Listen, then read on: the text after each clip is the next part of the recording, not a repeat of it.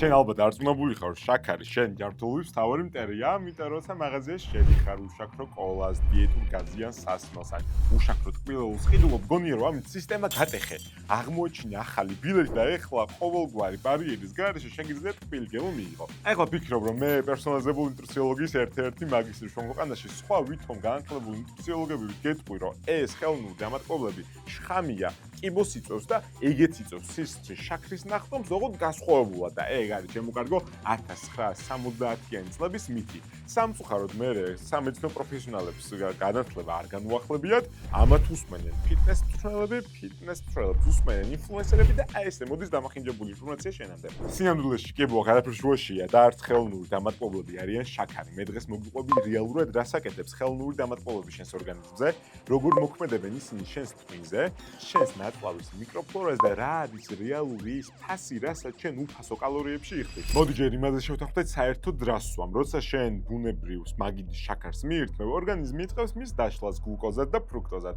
ანუ იღებ კალორიებს და ესენი არიან ნახშირწყლები, რომელიც ენერგიის მთავარი წყაროა ორგანიზმში და მაშინ როცა ხელოვნურ დამატკობელს იღებ, ეს არის სინთეზური შექმნილი ნაერთი, რომლის ერთადერთი მიზანი არის მიბაძოს შაქარს ტკბილ გემოში. და მოდი შევხედოთ 4 ყველაზე ხშირად გამოყენებულ ხელოვნურ დამატკობელს ბაზარზე, რომელიც გვხვდება და შენ რომელიც უნდა იცოდე. პირველი არის სუკრალოზა, რომელიც ბუნებრივი შაქრის გარდაქმნით მიღებული მოლეკულაა, სადაც ქლორიდი უმეტეს და სანაცვლოდ მიიღეს 600-ჯერ ტკბილი მოლეკულა, ვიდრე თვითონ სუფრის შაქარია. შემდგომ გვაქვს ასპარტამი, რომელიც გაიკვირდება და ნაწლავებიდან შეიწოვება და ისევე იშლება, როგორც ცილა, რამდენიმე ამინომჟავა. აცეტილ კალიუმი ასევე 200-ჯერ უფრო ტკბილი, ვიდრე სტანდარტული მაგიდის შაქარი არის კრისტალური მარილი, რომელსაც ხშირად შეხვდები ხოლმე სუკრალოზასთან და ასპარტამთან კომბინაციაში. და ერითრიტოლი, ყველაზე ხშირად გამოყენებული საცხობ ინდუსტრიაში თერმული გამძლეობის და თავისი ტკბილი გემოს გამო. მაგრამ ამ 4-ის მერე არსებობს ერთი ყველაზე ვერაგი მოთამაშე, მეხუთე, რომელიც ხელოვნური დამატკობელი კი არა, უფრო შემავსებელია, თუმცა აქვს იმაზე მეტი გლიკემიური ინდექსი, ვიდრე თავად შაქარს და ეს არის მალტოდექსტრინი. მალტოდექსტრინი წარმოიდგინე რომ არის ცარიელი ვაგონი, რომელიც იკავშირებს თავის თავში ამ ხელოვნურ დამატკობებს და იმიტომ რომ ამ უხერს, მაგალითად სუკრალოზას 600-ჯერ მეტი სიტყვი გვაქვს ვიდრე შაქარს, საკვებ პროდუქტში ან სასმელში მისი გამოყენება გჭირდება მიკრონიზებულად, საერთოდ ისეთი დონით, რომ აურთქლდებოდა ჰაერში. სწორედ ამიტომ გჭირდება შემკავშირებელი, აქ მალტოდექსტრინი, თავად სუკრალოზა არ გამოიწვევს სისხლში შაქრის ნახტომს, მაგრამ გამოიწვევს მალტოდექსტრინი, რომელსაც სუფრის შაქართან შედარებით უფრო მაღალი გლიკემიური ინდექსი აქვს 100, 110. რაც ნიშნავს იმას, რომ შენ ჯანმრთელობის ეგიდით უშაქრო გაზიან სასმელს ვამ, სუკრალოზა ან ასპარტამი არ გიწევს სისხლში შაქარს, მაგრამ გიწევს მალტოდექსტრინი, რომელსაც გლუკოზაზე კიდევ ერთხელ ბევრად მაღალი გლიკემიური ინდექსი აქვს და შენც ხარ გაოცებული. ამიტომ როცა უშაქრო გაზიან სასმელს ან სხვა პროდუქტს მიირთმევ, გადმოატრიალე და უშაქროს მიღმა ეტიკეტზე ეძებე მალტოდექსტრინი. თუ მალტოდექსტრინი აქვს, დადე უკან და სხვა უშაქრო ალტერნატივის ზებნა დაიწყე. კარგი, მაშინ თუ თავად ხელოვნური დამატკობლები არ იწვევენ სისხლში არც გლუკოზის მატებას და არც ინსულინის პასუხს, რატომ გვესმის აწლეულების განმავლობაში, რომ ეს ოხრებიც ისევე შაქრები არიან და გამოიწვევენ აუცილებლად ინსულინის პასუხს და მერე უფრო მეტად მოგშივდებაო. აქ თავარი აზრი არის არა ბიოლოგიურ პასუხში, არამედ ჩემ ფსიქოლოგიაში და ტვინში. ჯერ დავიწყოთ იმ მითის დანგრევით, რომელიც მსოფლიოში და საქართველოში მით უმეტეს ძალიან ჭარბად არის. იწვევს თუ არა ხელოვნური დამატკობრები სისხლში გლუკოზის მატებას და შესაბამისად ინსულინის პასუხს და ამაზე ცალსახა პასუხი არა. ჩემ მიერ ჩამოთვლილი 4 ყველაზე ხშირად გამოყენებული შაქრის შემოსვლებელი: ასპარტამი, სუკრალოზა, აცეტილკალიუმი და ერითრიტოლი, რომელიც შაქრის ალკოჰოლია, არც ერთი მათგანი არ იწვევს სისხლში გლუკოზის პასუხს. აქვთ 0 კალორია და ამასობაში უმრავლესობა მათგანი ან საჭმელობელ სისტემაში საერთოდ არ შეიწოვება წვრილი ნაწლავიდან, ან რომელიც შეიწოვება არ იშლება და გამოიდევნება უცვლელად თირკმლებიდან. რომელია ესეთი ხელოვნური დამატკობელი, რომელიც არ შეიწოვება? სუკრალოზა. რომელია ისეთი ხელოვნური დამატკობელი, რომელიც შეიწოვება, მაგრამ არ მეტაბოლიზდება როგორც გლუკოზა, მაგალითად ასპარტამი. მაგრამ რა ხდება მაშინ, როცა შენი ენის რეცეპტორები იგრძნობენ ტკბილ გემოს და რეალურად გლუკოზა არ მიედინება ორგანიზმში? ამ დროს შენ რას ფიქრობ და რისიც გვეშინო და არის ის, რომ ენიდან წასული სიგნალები ტვინში გააგზავნის იმპულს პანკრეასთან ან მთავარ დისპეჩერთან, რომ ქალაქში გაუშვას ცარიელი სატვირთოები, ანუ ინსულინი. შესაბამისად, ორგანიზმი იღებს ტკბილ გემოს, ინსულინი გამოიყოფა, თუმცა შაქარი არ შემოდის შედეგად უფრო ნაკლები ენერგია გაქვს და უფრო მეტი ტკბილი გინდება და ეს არის სრული მითი. ესე ჩვენი ორგანიზმი არ მოქმედებს და შენი პანკრეასის იმაზე ჭკვიანია, ვიდრე მხოლოდ ენისგან მიღებულ იმპულსებს დაელოდოს. ის ელოდება ნაწლავების და ღვიძლისგან მიღებულ ინფორმაციას, სანამ რეალურად დაიწყებს სისხლში ინსულინის მატებას. სწორედ ამიტომ ეს ხელოვნური დამატკბოლებები არ იწვევენ არც გლუკოზის, არც სისხლში ინსულინის პასუხის მატებას, მაგრამ მაინც რატო ხშირდება იმაზე მეტად, ვიდრე უშაქრო კოლის დალევამდე იქნებოდა და აქ პასუხი შენს გონებაში და ემოციებშია და არა პანკრეასის ფიზიოლოგიაში. ეხლა ეს მოგიყვები ჰიდონისტური ჰიპერკომპენსაცია ქვია. ადამიანი როცა უშაქრო გაზიანი სასმლის ფონზე იწყებს შაურმის ჭამას, ფიქრობს რა კარგი ბიჭი ვარ, დღეს შაქრებში კალორიები დავზოგე, ამიტომ 2 XL შაურმა გამოუშვით. ან და კარტოფილი ფრის ორმაგ პორციას აიღებს, იმიტომ რომ დიეტური უშაქრო კოლა აიღო და არა შაქრიანი კოლა, რომელიც კარგი გააწყვეტილება იქნებოდა, მაგრამ საბოლოო ჯამში დღის ბოლოს კალორიების თამაშში ჩვენივე თავთან დაწყებული ფსიქოლოგიური ომი გვაგებინებს. 250 კალორიით მეტი შაქარი შემოვიდა ჩემს ორგანიზმში თუ 1000 კალორიით მეტი ცხიმი, საბოლოო ჯამში იმაზე მეტი კალორიით ვრჩები და ჭარბწონიანობას მივაღწევ, ვიდრე უშაქრო გაზიანი სასმლის გარეშე იქნებოდა და სწორედ ამიტომ უახლესი საერთაშორისო გაიდლაინები მეუბნებიან, რომ უშაქრო ალტერნატივები შეიძლება არ იყოს ისეთი უსაფრთხო ალტერნატივა შაქრის, როგორც აქამდე გვეგონა და სწორედ ამიტომ არის კვლევებით ასოცირებული უშაქრო გაზიანი სასმლები და მაღალი სხეულის მასის ინდექსი, ჭარბიწონა, სიმსხვნე, ტიპი 2 დიაბეტი ერთმანეთთან, რომ შენი არჩევანი უშაქრო გაზიანი სასმლის ფონზე სხვა საკვებში უფრო მაღალკალორიული და მაღალნახრისწყლოვანი შეიძლება გამოდგეს. ამიტომ ფრთხილად იყავი,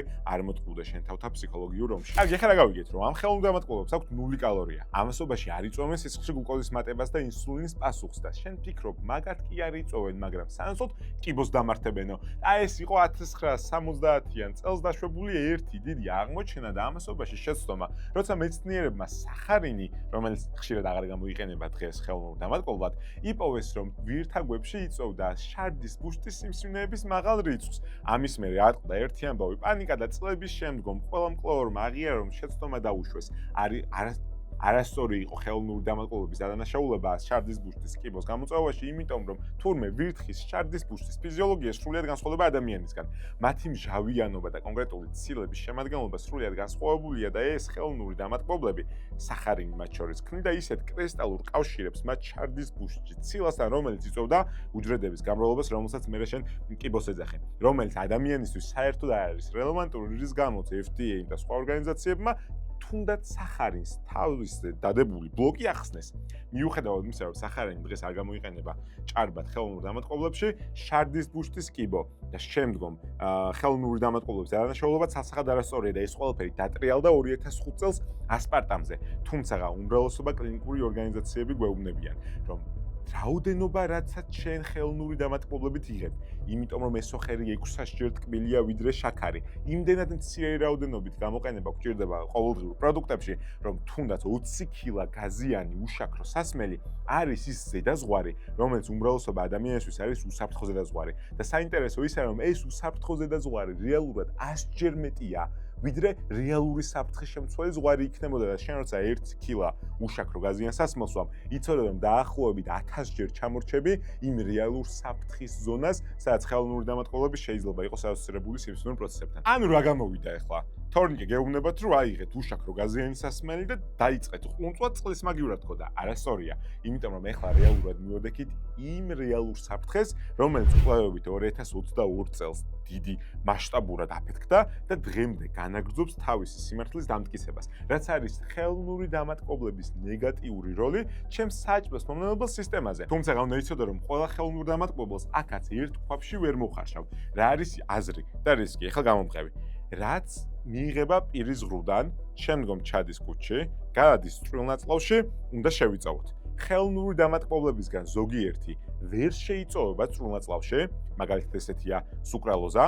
თუ ვერ შეიწოვება წვრილ ნაწლავში, გადადის მსხვილ ნაწლავში, სადაც ხვდება ჩვენ მეგობარ ბაქტერიებს, ჩვენ პრობიოტიკებს, ნაწლავის მიკროფლორას და გრძელვადიანი ჭარბი მოხმარების დროს შეიძლება გამოიწვიოს კარგი შტამების კვდომა და არასასურველი შტამების ჩამოყალიბება და გახარება. შესაბამისად, გრძელვადიანი ისეთი ხელოვნური დამატკბობლის მოხმარება, რომელიც გაცდება წვრილ ნაწლავს, ჩავა მსხვილ ნაწლავში, ნამდვილად შეიძლება იყოს რისკის შემცველი. ამიტომ ავიღოთ მეორე ხელოვნური დამატკბობელი ასპარტამი, რომელიც წვრილი ნაწლავი ამავიდან თითქმის 90% შეიწოვება, ანუ 10%-ზე ნაკლები აღწევს მიკრობიომთან. შემდგომ შეწოვილი ასპარტამი იშლება ამინომჟავებით და გამოიდევნება ცირკმლების მეშვეობით. ანუ ორი თითქოს ერთნაირი ხელოვნური დამატკობელი, რომელსაც გემოც დაახლოებით ერთნაირი აქვს, იმიტომ რომ განსხვავებულად მეტაბოლიზდება ორგანიზმში, ერთი რეალური საფრთხეა გრძელვადიან პერსპექტივაში ჩემი მიკროფლორისთვის, სუკრალოზა, ხოლო ასპარტამი, რომელიც შეიწოვება და გამოიყოფა უცვლელად ცირკმლების სახით, ყველაზე ნაკლები საფრთხეა ჩემი მიკროფლორისთვის. ამიტომ, მაშინ როცა გესმის ყველაფერი ქაოტური ხელოვნურ დამატკობრებზე, იცოდე რომ ისინი არ არიან შაქრები. აქვთ 0 კალორია. არ იწვევენ სისხლში გლუკოზის მატებას და ინსულინის პასუხს, თუმცა რეალური საფრთხე, რომელიც ნაწლავის მიკროფლორის დარღვევაა, გრძელვადიან პერსპექტივაში აუცილებლად აისახება შენს ორგანიზმში სისხლში გლუკოზის დარღვეული კონტროლით. შესაბამისად ინსულინ რეზისტენტობის გაძლიერებით და ინსულინ გრძნობელობის შემცირებით. ოღონდ არა იმიტომ რომ თავად სუკრალოზა გაძლევს გლუკოზას, არამედ იმიტომ რომ სუკრალოზამ შენი ნაწლავური მიკროფლორის ბარიერი დაარღვია და ეს ბარიერი არის ერთ-ერთი მთავარი რაც განაპირობებს შენს ორგანიზმში სისხლში გლუკოზის გამარტივებულ პასუხს. ასე თუ ისე მოვაგვარეთ ჩვენი ხელოვნური დამატკობრების თემა და ეხლა მივიდეთ კიდე ერთ რიტულს, რომელიც არის რეალურად შუგარ ალკოჰოლი, შაქრის ალკოჰოლი, რომელსაც კიდევ განსხვავებული მეტაბოლიზმი აქვს ორგანიზმში, მაგრამ უნდა იცოდე რომ ის არის პრიორიტეტი მაშინ როცა საქმე ხელოვნური დამატკობრებით ცხობას მიდგება. მას აქვს ერთ-ერთი ყველაზე კარგი ტემპერატურული გამძლეობა და ამასობაში კარგად ინარჩუნებს თავის გემოს. სანაცვლოდ ჩვენ რომ სტევიათი რაღაცის გაკეთება მოგინდეს, რომელიც ბუნებრივი შაქრის ალტერნატივაა, მშვენიერია, თუმცა ისეთი მწყლარტი გემო დაყვება, თავბეთ სიწყეული და იტყვი რომ არ არის უშაქრო ტკბილეული ჩემიო. ერითრიტოლი ერთ-ერთი კარგი ალტერნატივაა, რომელიც 4 ნახშირბადიანი მოლეკულაა, ძალიან მარტივად გაძვრება ნაწლავებში, ანუ რეალურად არ იმოქმედებს ნეგატიურად ჩვენს მიკროფლორაზე. ამასობაში ტემპერატურულად გამძლეა და ამასობაში ინარჩუნებს შედარებით სასიამოვნო გემოს სხვა ხელოვნურ დამატკობრებთან შედარებით. აი ხლა ალბათ მისმენა უფრო მეტად წმუნდები იმ ადამიანების გაუნათლებლობაში, ვინც ხელოვნურ დამატკობრებზე ეძახის ქიმიაო და უფრო მეტად ფიქრობ რომ შეიძლება კარგი ალტერნატივა იყოს შენი ყოველდღიურობისთვის შაქრის ნაცვლად, შაქრის ჩანაცვლობის მქონე პროდუქტის მიღება, მაგრამ უნდა იცოდე რომ უშაქრო ალტერნატივა პროდუქტის არის საუკეთესო ის, რომელსაც არ ჭამ.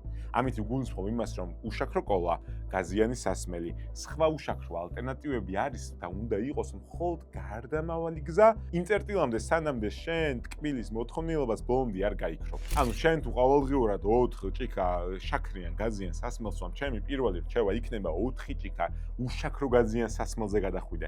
ამის შემდგომ დაიწყო წყლის დამატება და ნელ-ნელა შეხედო სითხის სიჭარბესთან ერთად, რომელიც გჭირდება, როგორი იკლებს არასაჭირო, თუნდაც ხელოვნური დამატკობრების მქონე კოლას რაოდენობა შენ ცხოვრებაში და ის უნდა იყოს იმ წერტილამდე, სანამ შენ ყველა სხვა კვებით პრობლემას არ გამიოისწორებ, რომლის გამოც ეს არხი უნდა დააფოლოო და სხვა ვიდეოებსაც უყურო, რის ბოლოსაც შენ მიხვდები, რომ უშაქრო ალტერნატივა ამასობაში არის გამონაკლისი და არა შენი ყოველდღიური სითხის შემოსებელი იდეალური გზა. თუმცა უნდა იცოდე, რომ ამ გზის გავლისას არასწორი შიში, რომელსაც გინერგავენ ცოდნარი ადამიანები, არის მთავარი პრობლემა, რის გამოც შენ უკეთის ალტერნატივებზე უარს იძახი და ისე მიმართავ შენთვის ნაცნობ შაურმას და შაქრიან კოლას. ეს არის სპექტრი. არც შაქარი თავისთავად და ხელოვნური დამატკობელი არ არის შენთვის საზიანო, კონტექსტს გააჩნია და ეს კონტექსტი ჩვენთვის ხელოვნური დამატკობრები არის გარდამავალი გზა შენი არსებული კვებითი მდგომარეობიდან იმ იდეალურ მდგომარეობამდე, სადაც ტკბილის გემო შენთვის არის გამონაკლისი და ის წყარო, რომელსაც 1000-ში ერთხელ დაიკმაყოფილებ ან ხელოვნური გაზიანი სასმლით, ან ტკბილი ბუნებრივი ალტერნატივები. აი ხა ეს ყველაფერი რაც მოგიყევდა, თუ გაინტერესებს, რომელ ხელოვნურ დამატკობრებს შეხვდები ყველაზე ხშირად ქართულ ბაზარზე არსებულ პროდუქტებში, რას უნდა ერიდო და როგორ უნდა აკონტროლო მათი რაოდენობა, ამისთვის მინი კურსი დაასკანერე, გადმოგიყვანს ფორმაზე, რომელსაც შეავსებ და შემოგიყვანს QR-ით მინი კურსების სივრცეში, სადაც დაგხვდება მინი კურსი ხელოვნურ დამატკობრებზე, სხვა ბევრი მინი კურსი, რომელზეც აუცილებლად დაგეხმარება შენ ჯანსაღი ყოფის გზაზე, დაასკანერე QR-ი ან ნახე ლინკი აღწერაში და ჩვენ ფორმის მეორე მხარეს შევხვდებით.